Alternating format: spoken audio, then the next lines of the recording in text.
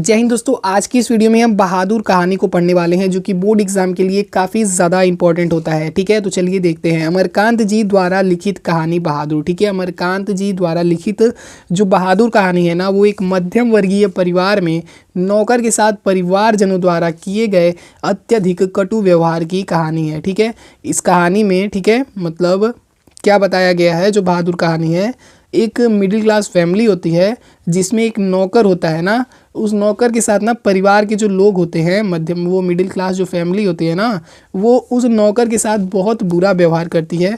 वो इस कहानी में दिखाया गया है। ठीक है, लेखक ने स्वयं को कहानी का पात्र बनाते हुए कहानी की आत्मकथात्मक रूप में रचना की है। ठीक, अपने से संपन्न रिश्तेदारों के घर नौकर द्वारा जुटाई गई सुविधा शान को देखकर लेखक की पत्नी निर्मला स्वयं भी एक नौकर रखना चाहती है। इस तरह से ये कहानी शुरू होती है। ठीक है, इसमें एक लेखक है, ठीक है, जो स्वयं भी इस कहानी का पात्र बना हुआ है। उसकी एक पत्नी होती है निर्मला।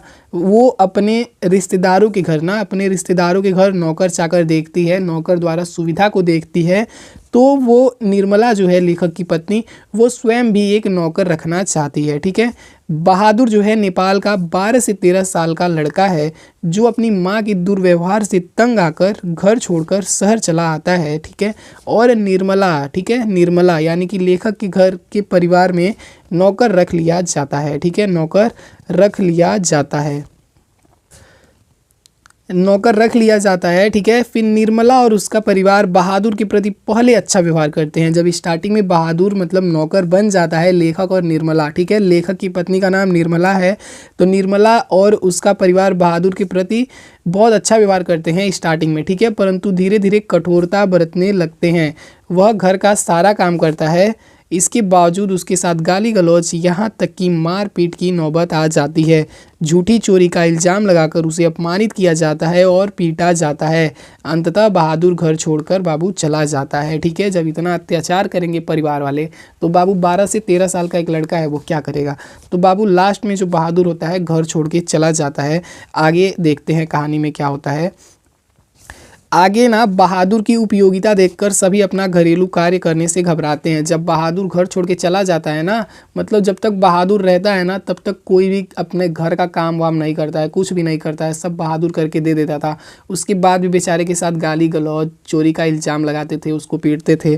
तो जब वो घर छोड़ के चला जाता है ना, तो सभी लोग अपना घरेलू काम करने से घबराने लगते हैं। ठीक है, बहादुर के घर छोड़ जाने पर वे सभी पश्चाताप करते हैं तथा उसके साथ अच्छा व्यवहार करने की सोचते हैं। ठीक है, परंतु अब तो बहादुर चला गया है, तो अब पछताए होत क्या जब चिड़िया चुग गई खेत। ठीक है, तो बहादुर में सहनशीलता और स्वाभिमान की भावना कूट कूट के भरी है। इसी चरित्र के कारण हमें ये कहानी प्रिय है। ठीक है, तो ये था बहादुर कहानी जो कि बोर्ड एग्जाम 2026 के लिए बहुत ज़्यादा इंपॉर्टेंट है। तो इसको फटाक से तैयार कर लो दोस्तों, क्योंकि अब थोड़ा भी टाइम नहीं बचा है। ठीक है, तो होप करता हूँ वीडियो आपको अच्छा लगा होगा। मिलते हैं नेक्स्ट क्लास में। जय हिंद, वंदे मातरम।